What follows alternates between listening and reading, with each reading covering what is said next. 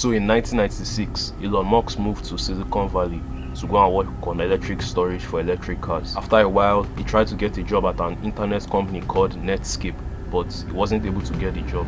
Then he now thought to himself, if I can't get a job at the only internet company, then I better try starting something. And that was exactly what he did. The name of his company at the time was Zip2. I think what they used to do is they would take like physical newspapers or something like that and turn it to like digital formats, maybe something like a blog post.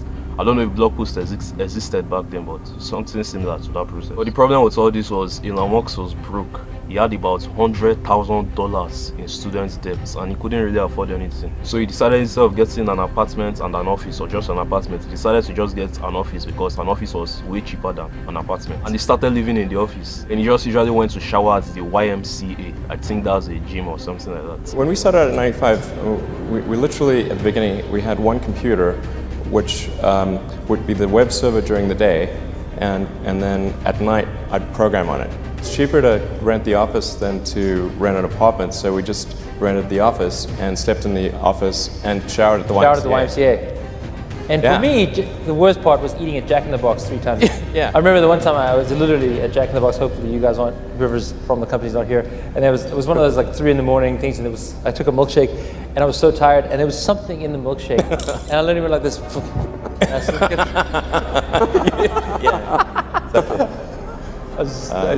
That's your standards just dropped to nothing. Yeah. So we're through the end of '95, where that's essentially we're just sleeping in the office and showering at the YMCA. But imagine how crazy that is. At this time, reality had set in. He was sleeping on the couch in an office. His software he wrote, it wasn't that perfect. It was having some issues. People were not signing up to the stuff. Life was hard, and it was very easy for him to just give up and quit at this period. Elon Musk did get a few successes here and there, especially as he started to grow and work with bigger brands. About 4 years after Elon Musk started his company, they finally bought Zip2 for about $305 million. About $22 million went to Elon Musk, and about $15 million to his brother. The second part of the story I want to talk about now is Elon Musk's story with Tesla. Elon Musk joined Tesla in 2004, and at the time electric cars were not popular and people doubted if electric cars would ever even really become a thing. In 2006, they released their first car.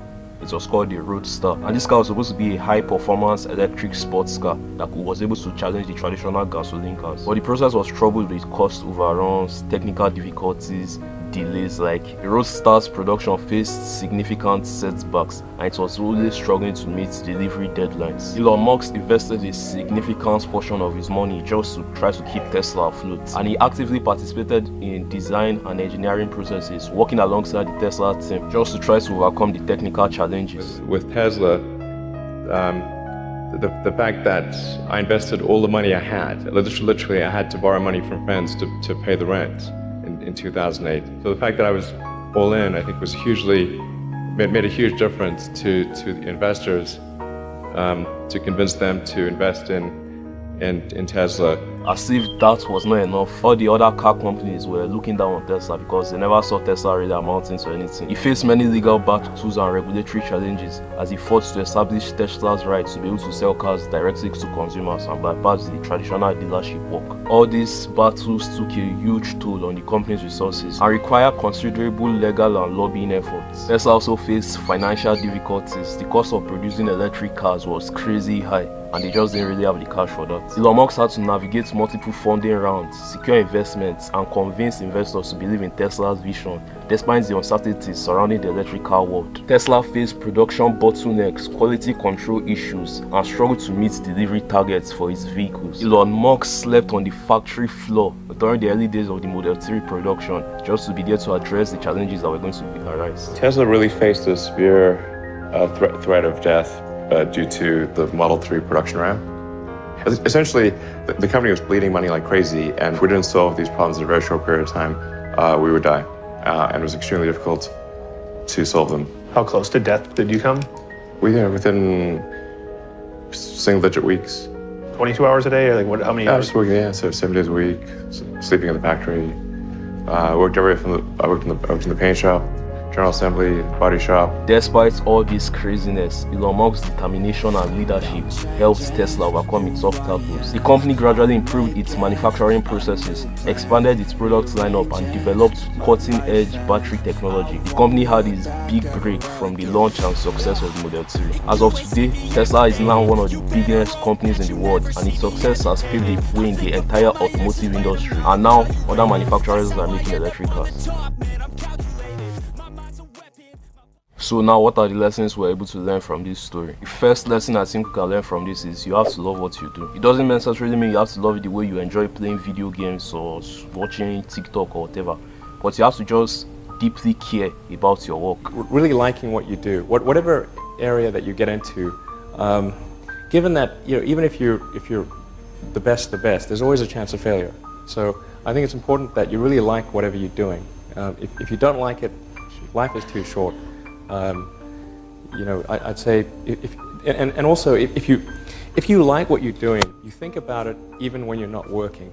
I mean, it's something that your mind is drawn to, and if you don't like it, you just really can't make it work, I think. Because if you think about it, who in their right senses will voluntarily go and sleep on an office couch for months or even years when everything is falling apart and you can easily just go and get a good job? Who in their right senses will take from their personal money and invest tens of millions, if not even hundreds of millions of dollars into a failing company?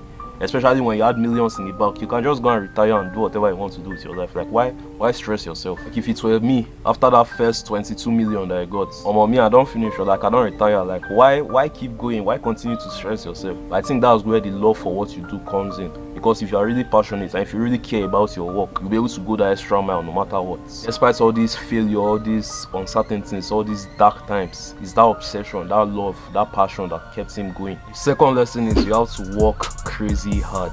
Like, hard work is a vital part of Elon Musk's success. Like the time he said he was sleeping on the couch in his office, he said the website was up during the day, then it was coding at night.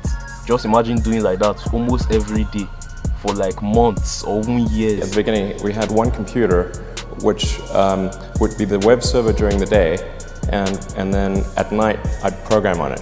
Or during the Model 3 production, when Elon Musk slept on the factory floor for like days or weeks or however long he slept there. I lived in the Fremont and Nevada factories for 3 years, fixing that production line, running around like a maniac through every part of that factory, living with the team. I slept on the floor so that the team who was going through a hard time could see me on the floor. They knew that I was not in some ivory tower.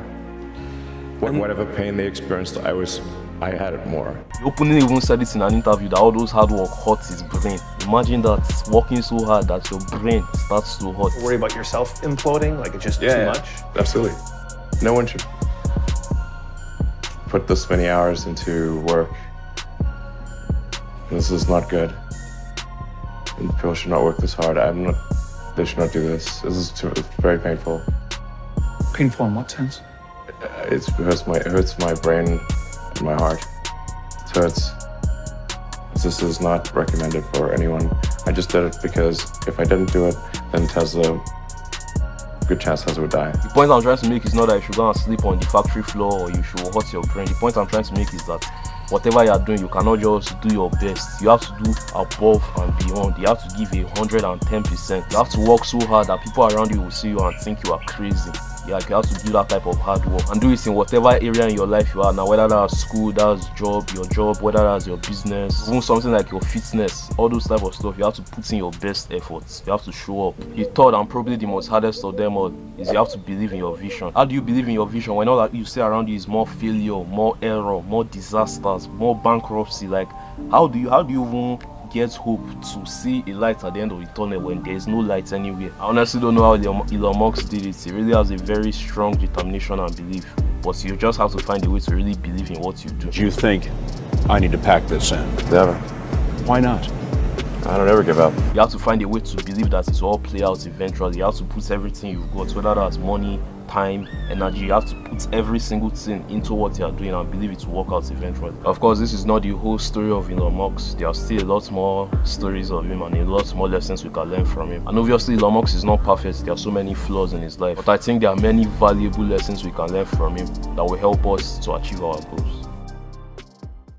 I'm available 24/7 to help solve issues. Call me 3 a.m. on a Sunday morning. I don't care. 22 hours a day, or like what? How many I hours? was working, so 7 days a week, sleeping in the factory.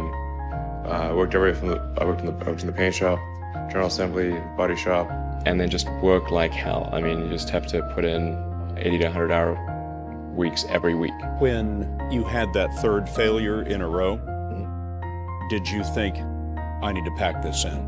Never. Why not? I don't ever give up. I'd have to be dead or completely incapacitated.